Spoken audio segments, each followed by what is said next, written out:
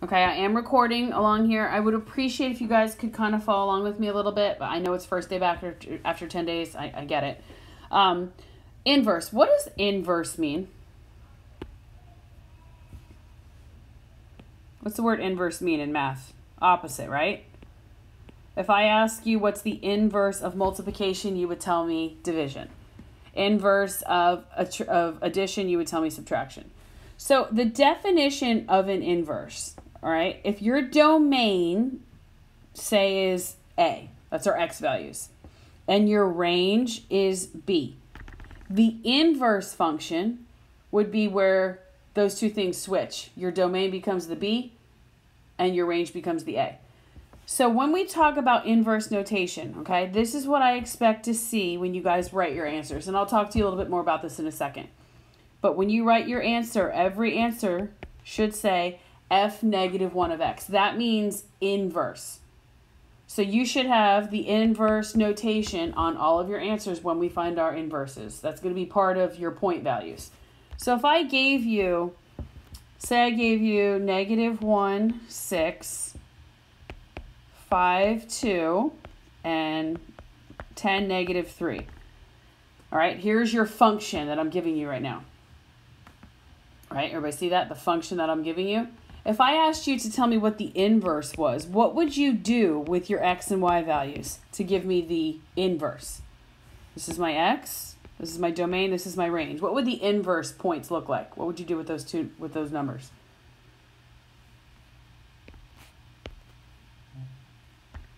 Up here, what did it say? If the domain was A and the range was B, to find the inverse, what do you do with A and B? You switch their values. So this point, the inverse would be 6, negative 1. This inverse would be 2, 5. And this inverse would be negative 3, 10. All right, so when you're finding given points, when you're finding the inverse, all you do is switch the x and y values. Does that make sense? Okay, moving along. All right, this is just a graphical view so you guys can see that the domain becomes the range becomes the domain. That's all they're talking about. So if you had a problem like this, if I said f of 1 is 5, that means when I plug in 1, I get out 5. What would the inverse of that point be?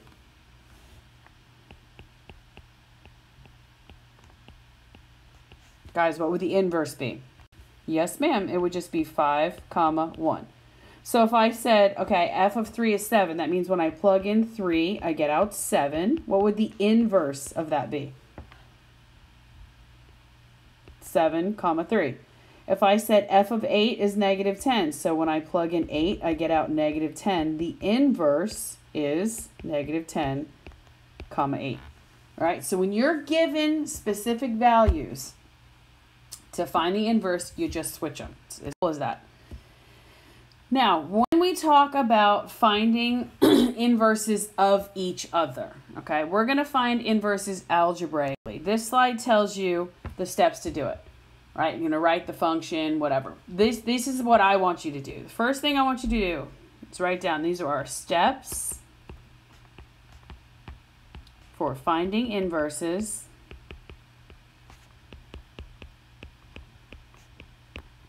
algebraically. I think I spelled that right. Okay, step 1. You're going to replace f of x with the letter y. Okay, step 2. You're going to switch the places of x and y. Step 3, you're going to solve for y. Step 4, you're going to replace y with f negative 1 of x, because this right here tells me inverse, okay? Write that down. To find the inverse of a function algebraically, you're going to first replace f of x with y, because f of x is function notation. It's just a fancy way of saying y. Then you're going to switch the places of the x and the y. Then you're going to solve for the y. Hang on. And then you're going to replace y with f negative 1 of x. Question.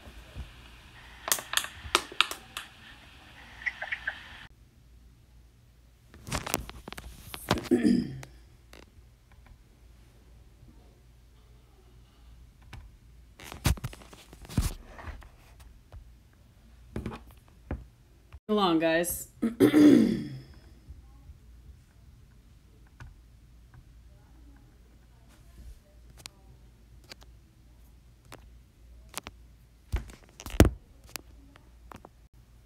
All right, so if we're going to find the inverse of this first example here, the first thing we're going to do, step 1, tells us to replace the f of x with a y. So I'm going to write y equals 3x minus 2.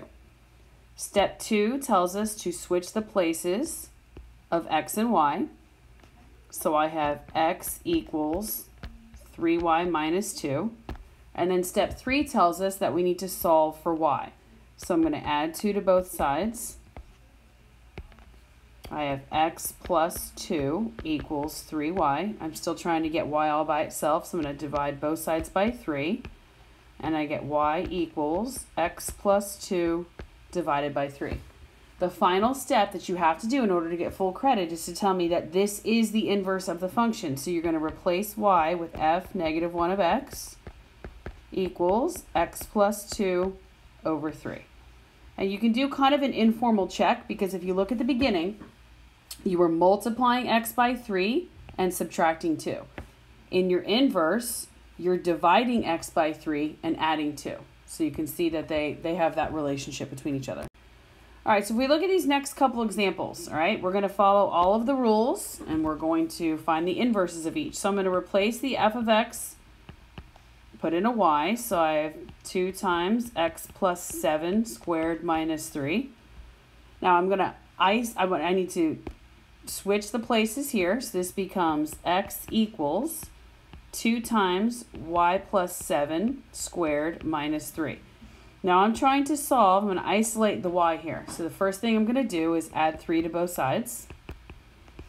So I have x plus 3 equals 2 times y plus 7 squared.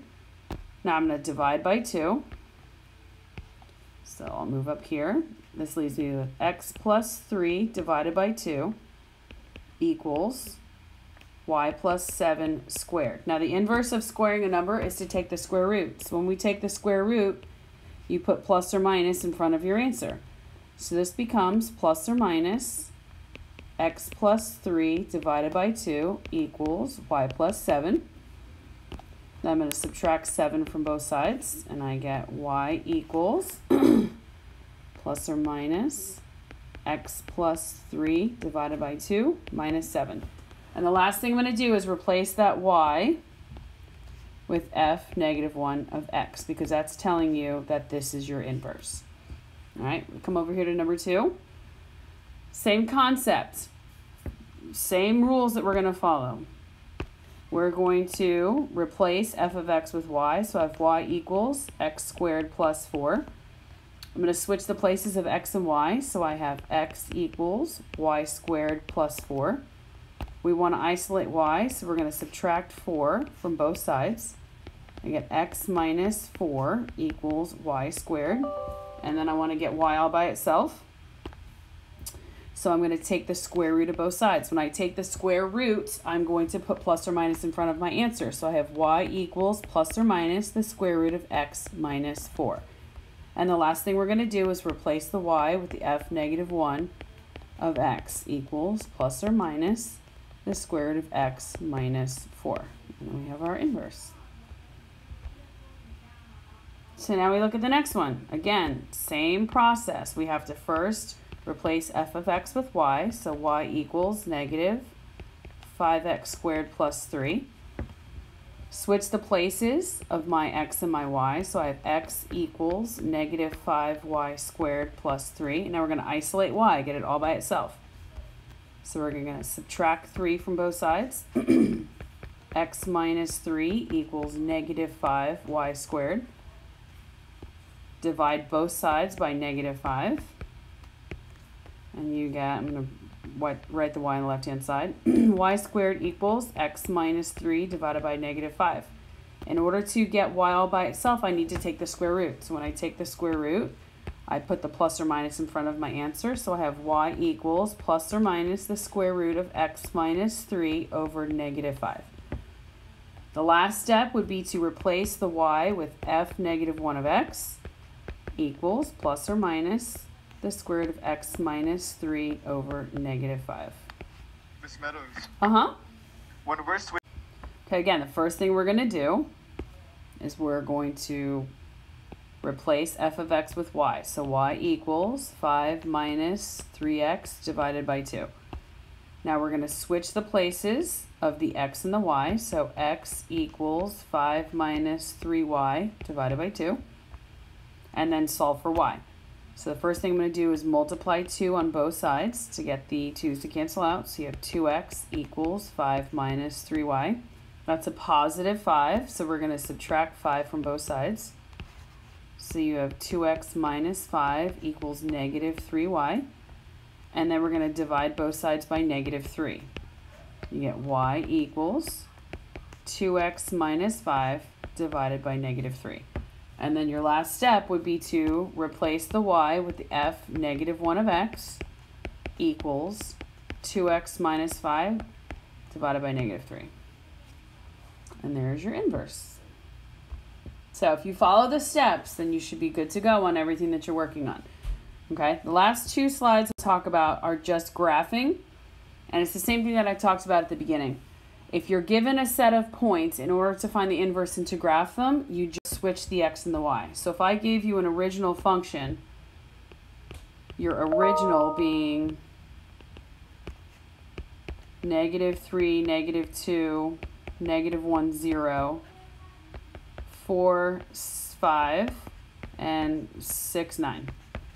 Your inverse, if you graph those points, connected the dots, whatever, your inverse would be where you take your x's and your y's and you just flip them. So the inverse of this function would be negative 2, negative 3.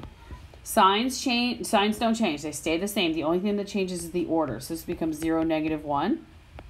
This would become 5, 4. And this would become 9, 6. And that's how you would find the inverse.